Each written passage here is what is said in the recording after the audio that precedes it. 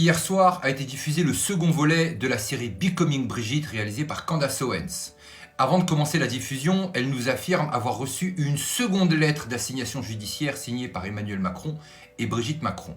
Et ce qu'il lui reproche cette fois-ci, c'est d'avoir insinué qu'ils auraient assassiné un journaliste, chose qu'elle n'a jamais dit. Mais par contre, elle se pose une question. Pourquoi ne pas avoir plutôt répondu aux questions envoyées au couple présidentiel, répondant simplement par oui ou par non? Est-ce que Brigitte a bien donné naissance à 3 enfants? Est-ce qu'elle a bien l'âge qu'on lui attribue officiellement? Et pourquoi vouloir stopper à tout prix cette série Becoming Brigitte? Mais avant la diffusion de ce second volet, Candace Owens a été aussi attaquée sur un autre front. Son site internet a été la victime d'une cyberattaque. Tout comme le premier épisode, son équipe a dû se battre pour réussir à remettre en ligne cette vidéo. Visiblement, quelqu'un veut l'empêcher de parler. Ce qui rend cet épisode crucial, c'est qu'il ne concerne pas seulement Brigitte Macron. Il touche les médias, les milliardaires et même le pouvoir en place. Retour en 2016, Emmanuel Macron est encore un outsider en politique. Personne ne le prend au sérieux jusqu'à que la machine médiatique s'emballe. D'un coup, Paris Match lui offre 13 couvertures en quelques mois. Pendant ce temps, François Fillon est discrédité par une campagne médiatique violente. On l'accuse d'avoir embauché sa femme en tant qu'assistante parlementaire. Et cette affaire éclate pile au bon moment, juste avant les élections présidentielles. Résultat, François Fillon est fini, Macron devient l'homme providentiel. Mais il y a un autre problème à régler, l'histoire d'amour avec Brigitte. Officiellement, ils se sont rencontrés lorsqu'elle avait 36 et lui 17. Sauf que dans les premiers articles, l'écart était de 39 et 14. L'information a été discrètement modifiée au fil du temps. Erreur journalistique ou élément trop gênant qu'il fallait camoufler? Mais qui a organisé ce grand ménage médiatique? C'est Mimi Marchand. C'est elle qui s'occupe de l'image des Macron dans la presse. Et ce n'est pas n'importe qui. Une personne au passé sulfureux, devenue la reine des paparazzis. Elle est proche des plus grandes stars et des politiciens. Elle a été présentée au Macron par Xavier Niel, le patron de Free. Et Xavier Niel, c'est un personnage très particulier. Il fait fortune avec Free, mais avant ça, il fait de la prison pour proxénétisme. Et aujourd'hui, il est l'un des hommes les plus puissants des médias français.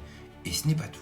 Autour de Brigitte Macron, on retrouve aussi Bernard Arnault, le patron d'LVMH. Ses équipes l'habillent exclusivement lors des cérémonies officielles. Pourquoi ces privilèges? Parce que Brigitte Macron connaît Bernard Arnault depuis très longtemps. Elle a été professeure de ses enfants au lycée. Elle entretient une forte amitié avec Delphine Arnault, la femme de Xavier Niel, et avec Hélène Mercier, la femme de Bernard Arnault. Des liens anciens qui posent une vraie question. LVMH a-t-il influencé l'élection de Macron? Car il y a un fait indéniable. La fortune de Bernard Arnault a explosé depuis l'arrivée de Macron au pouvoir. Et aujourd'hui, il menace de quitter la France. Mais pourquoi maintenant? Est-ce que Trump l'aurait averti que le dossier Brigitte allait sortir?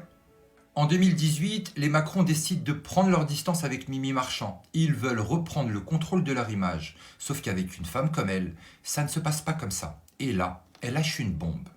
Dans Closer, elle glisse un indice sur le chirurgien de Brigitte.